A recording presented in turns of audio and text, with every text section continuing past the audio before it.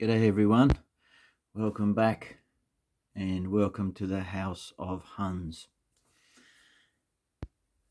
To riff off the Madness song, except these boys aren't going to bring much fun.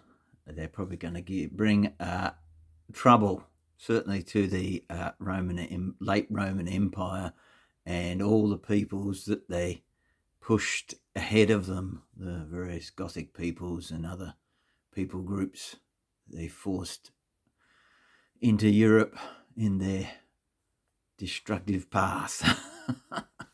So here we have, I've got 12 Footsore Huns. This is just the start of the Hun warband that I'm working on from Footsore Miniatures, all metal. What can I say about them? I believe they are Bill Thornhill sculpts. I'm not sure where they feature in his time of doing sculpting stuff for Footsore. I've got a feeling it might have been sort of later on in the piece. But yeah, so in the front here, and there will be clearer pictures at the end, so you can flick through those and check out the various dudes. Now in the front we've got the more heavily armored and equipped spear armed. I think these might be classified as Hearthguard in Saga, but yeah, the more sort of heavily equipped cavalry with shield and spears and body armor. They also have are equipped with bows and swords, so sort of multi-armored, equipped, mostly sort of hide and leather shields. These guys, they've got sort of, it just seemed to have sort of, the way they've been sculpted, sort of stitched together different pieces of leather and things. Now, the way they've been done as well, I think Footsore didn't, or Bill didn't want to play into the trope of depicting the Huns as sort of Mongol-like, like Genghis Khan's boys, but sort of earlier, because the impression I get is that wasn't necessarily the case. I've listened to a bit on it, probably read a little bit on it, but yeah, I'd like to hear a bit more about it. But it's quite possible that they looked more like their sort of Gothic neighbours and other peoples from the steppe. They probably less likely to have that typical Mongol look because they've been further away from there for a much longer period of time, from the sort of Chinese side of things. It's a very hard to know a lot about them, I think, from what I gather. But anyway, I'd be interesting to find out more. But one of the things that I did when I was, I think I listened to a documentary on it, was saying that they like to either loot or be paid in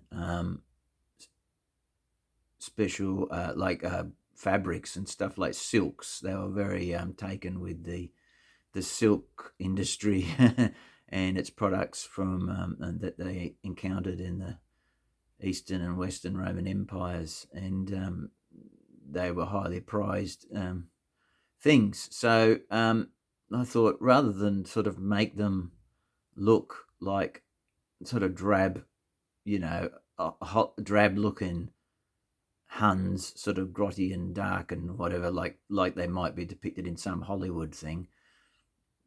Like most warrior cultures, they'd like to wear their bling because it showed your status, and they like to dress up. They, you see the same with Anglo-Saxon peoples and things that they didn't wear lots of jewelry like the women of their culture, but they would did appreciate rich fabrics, particularly if it showed their status, if they were well-to-do in their tribe or clan or whatever. And so I've got the more heavily armed guys in brighter coloured sort of silk sort of shirts. So we've got brighter yellows and greens, sort of pinkish kind of colours, turquoisey sort of colours. So they've got much brighter colours, these elite guys in the front. And it's certainly something that you see in peoples that, like the Turkic peoples and stuff that came after them.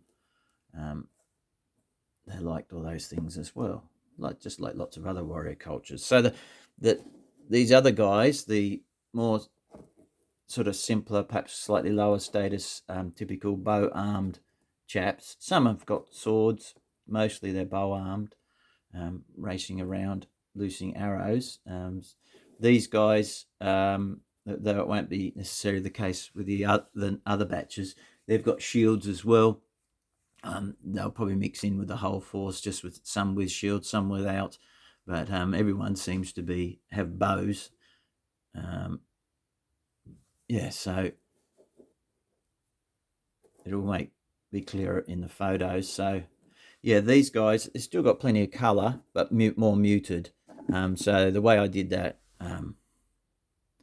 is that yeah, for the first 4 dudes I showed you, I basically used some old Reaper triads that I've got, so straight out of the bottle, built probably a bit of intermixing, but ending up with those brighter colours. Whereas these, I used a base colour, like a particular blue or green or whatever. Like I think that green, that nice green on that guy you can see in front of you, is like I think it's Luftwaffe camo green or something like that. Oh yeah, I think I've got it over here. Yeah, Luftwaffe camo green as a base, but then then I lightened it with deck tan, which is a nice sort of greyish kind of colour, which lightens it up, but at the same time it also helps to desaturate it a bit, so it's not super bright. Whereas if you took a colour like that and added just straight white, it'd be too much. It wouldn't work, not to my eye anyway. Well, it'd do something, but anyway, I prefer this way because it sort of makes it a bit duller for them anyway. But and like the blue, I think I used, the blue was it's Prussian blue. It's Vallejo Prussian blue actually, and the red's probably like a deep red from Scale 75, and I think the yellow was, I think it might have been Japanese uniform. Yeah, and then I lightened up with ice yellow, I think. But anyway, so you've got these guys loosing their bows, and they've got their hide sort of shields going on, screws hands. So yeah, different pieces. Pretty pleased with how the different parts turned out. They basically got all the same sorts of saddles. The saddles done with a recipe of I think it was like oh, there we go, losing focus there, come on, orange brown or something like that, a really orangey colour. But then the wash, my brown wash over it, but then I went back over that when that had dried with a chestnut ink, and it gave it that depth, because you had the original colour underneath, and then this sort of filter of a darker brown, and then this richness of the ink kind of gives the sort of, well, I like the sort of leathery look it gives, and they all get a matte varnish. So excuse hands. So yeah, I mean, you're going to see all these at the end, but I just thought I'll pop them up, and here we go. So yeah, some more greens and reds, blues. So yeah, I grabbed the palette and tried to, of colours, and sort of repeated it over on different garments. Like you've got the green and the red together here, green on his hat there, and some sort of sheepskin woolly bits like caps and stuff, and trim on some of their jackets. Yeah. So there we go.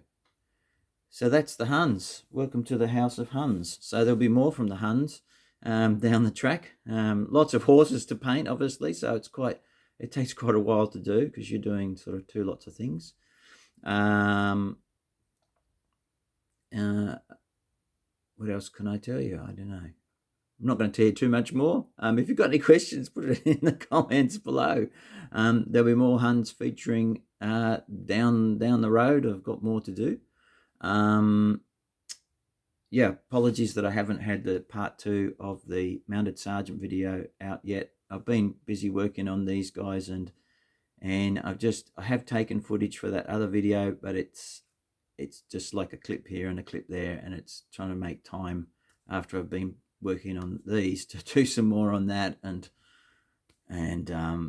we haven't quite got there yet. And I'm also very conscious that it can easily get bloat in terms of video length, so I'm thinking to skip some steps and perhaps focus on particular videos, maybe focus on certain features. Like I might spend more time taking shots of like a flesh painting process, or how to paint a particular color, or how I paint a particular color, or painting a horse, a particular colored horse or something, rather than doing everything, because it just, the bloat in terms of how long the videos get is it soon piles up. I'm finding.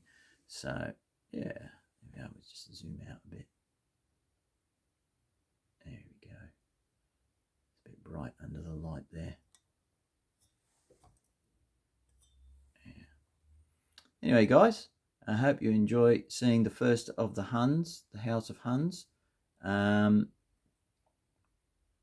Yeah, I did even put a question to Murray from the Ancient Warfare podcast thing, and his questions thing, wherever he answers a question every week, asking about how Huns might appear, dress, or, you know, would they be wearing these silks that they apparently really loved? You know, like every other warrior, lots of other warrior cultures, they like to wear their bling and to be noticed, particularly if they were of richer status. It's been fun reading about the medieval stuff, particularly with the knights who wore silks on their circuits and stuff, and liked to be brightly coloured and stand out, because they, particularly in the 13th century, they wanted to be noticed, because they'd rather be, you know, captured and held to ransom than killed, mistaken for some lowly mercenary or something, killed. They wanted people to see, oh, that's a knight, get him, he's worth something. But yeah. There we go. Anyway, thanks for watching. Enjoy the photos afterwards, and I'll catch you in the next video, which I'm really hoping will be the part 2 of the Sergeant, and then I can crack on with some other stuff, and we'll see what we paint next. All right, catch you later. Bye for now.